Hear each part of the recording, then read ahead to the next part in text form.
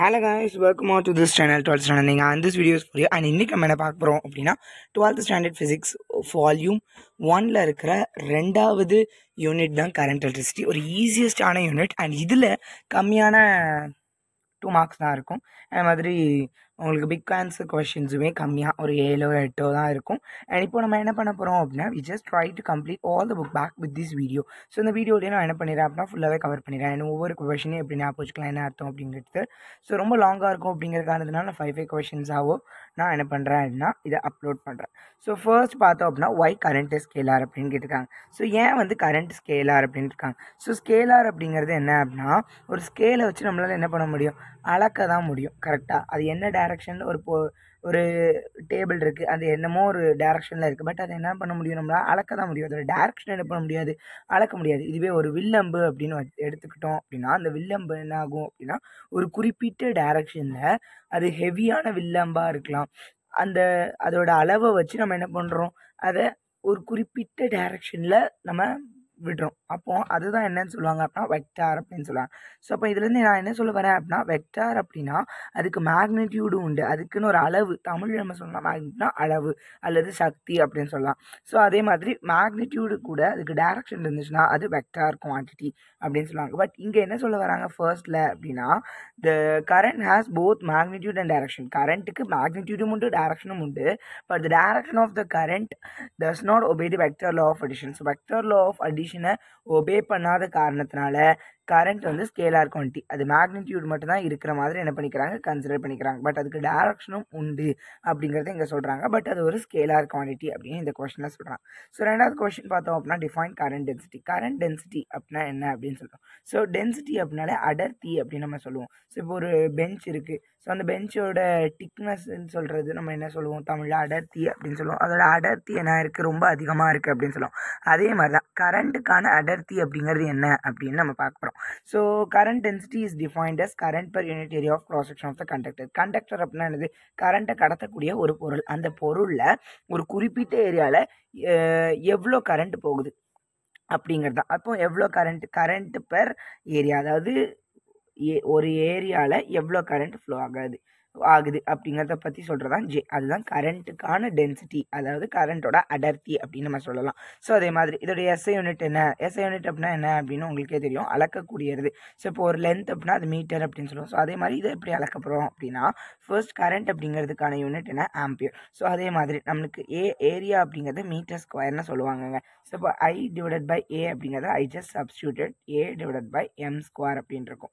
இந்த M வந்து M square அப்படிங்கிறது M த பவர் ஆஃப் +2 அப்படிங்கிற அர்த்தம். ஸோ டிவைடுக்கு மேலே வரும்போது M த பவர் ஆஃப் -2ன்னு வரும். அதனால் இதோடைய மொத்த unit AM the power of -2ன்னு போடலாம், இல்லை A divided by M square அப்படின்னு நம்ம போடலாம். ஸோ தேர்ட் கொஸ்டின் பார்க்கலாம். ஸோ தேர்ட் கொஸ்டின் என்ன கொடுத்துருக்காங்க அப்படின்னா டிஸ்டிங்யூஷ் பிட்வீன், கொஸ்டின் தெரில நான் I will pronounce that. So distinguish between the drift velocity and mobility. Drift வெலாசிட்டிக்கும் மொபிலிட்டிக்கும்கான டிஃப்ரென்ஸ். ஸோ ஃபர்ஸ்ட் நான் ட்ரிஃப்ட் அப்படின்னா என்ன அப்படின்னு சொல்கிறேன். ட்ரிஃப்ட் அப்படின்னா இப்போ ஒரு பந்து போடுறோம். ஸோ அது ஒரு இடத்துல செவுத்தில் போய் முட்டி திரும்பி வருதுல்ல, ஸோ அதுதான் ட்ரிஃப்ட் அப்படின்னு சொல்லுவாங்க. அப்படி இப்படி போய் இப்படியோ டப்புன்னு திரும்ப வருது, ஸோ அதுதான் ட்ரிஃப்ட்டுன்னு சொல்லுவாங்க. அது ஒரு வேகத்தில் வருதில்ல, ஸோ அந்த வெலாசிட்டியை திசை வேகம் அப்படின்னு சொல்லுவாங்க. அந்த வேகத்தை தான் என்னன்னு சொல்கிறோம் அப்படின்னா வெலாசிட்டி அப்படின்னு சொல்கிறோம். அப்போ திரும்ப அடிச்சுக்கிட்டு வர்றது, ட்ரிஃப்ட் ஆகி வர்ற வெலாசிட்டி தான் drift velocity.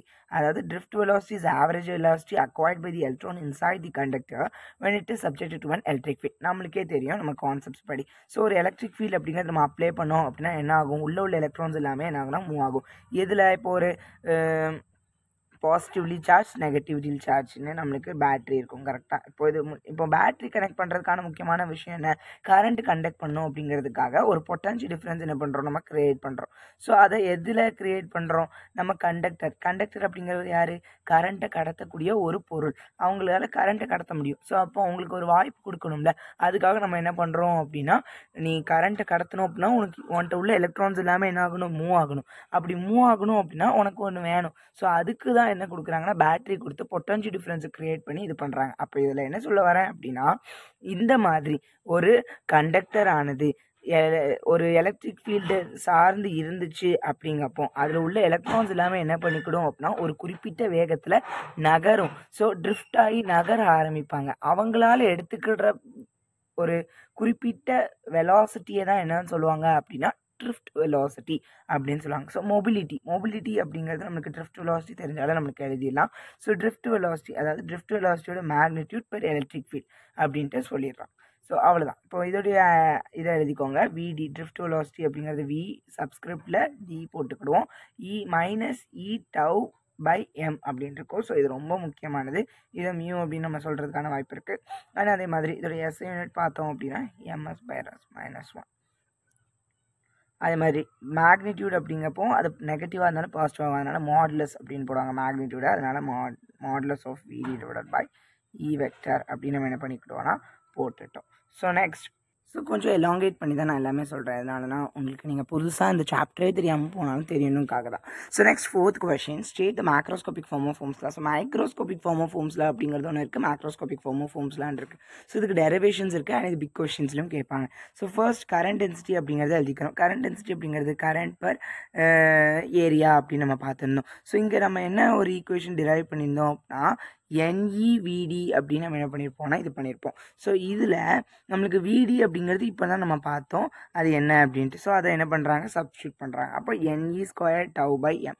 NE² tau by m அப்படிங்கிறது நமக்கு ஸ்டிக்மா, அதனால் ஸ்டிக்மா அப்படின்ட்டு போட்டப்போ இதில் என்ன சொல்கிறாங்க கரண்ட் டென்சிட்டி அப்படிங்கிறது எதுக்கு டைரக்ட்லி ப்ரொபோஷ்னலாக இருக்குது, அப்ளைடு எலக்ட்ரிக் ஃபீல்டு கொடுக்கப்பட்ட எலக்ட்ரிக் ஃபீல்டுக்கு டைரக்ட்லி ப்ரொபோஷ்னலாக இருக்குது. இது மைக்ரோஸ்கோபிக் ஃபார்ம் ஆஃப் ஃபோம்ஸ்லா அப்படின்னு சொல்கிறாங்க. ஸோ இதில் ரொம்ப முக்கியமானது இதை எழுதுங்க. பட் அந்த டெஃபினிஷன் அப்படிங்கிறது அவ்வளோ நம்ம புக்கில் இல்லை, பட் நீங்கள் எழுதிக்கிறது நல்ல விஷயம். இது என்ன டைரக்ட்லி ப்ரொபோஷனல் டு அப்படின்னா கரண்ட் டென்சிட்டி கூடுனுச்சுன்னா எலக்ட்ரிக் ஃபீல்டு கூடும். இப்போ எலக்ட்ரிக் ஃபீல்டு கூட நமக்கு கரண்ட் டென்சிட்டி கூடும். ஏன்னா ஒரு குறிப்பிட்ட ஏரியாவில் நம்மளுக்கு கரண்ட்டு எவ்வளோ இருக்குது அப்படிங்கிறத பார்க்குறது தான் கரண்ட் டென்சிட்டி. அப்போ எலக்ட்ரிக் ஃபீல்டு கொடுக்கும்போது கரண்ட்டு கூடுது. இப்போ கரண்ட் கூடும்போது நம்மளுக்கு கரண்ட் டென்சிட்டியும் கூட தானே செய்யும். ஸோ அதுதான் சொல்ல வராங்க. Next macroscopic form of Ohm's law. Macroscopic form of Ohm's law அப்படின்னாலே விர் அப்படின்னு ஞாபகம் வச்சுக்கோங்க. V = IR அப்படின்ட்டு. ஸோ இந்த ஈக்குவேஷன் ரொம்ப முக்கியமானது, இதை மறந்துடாதீங்க.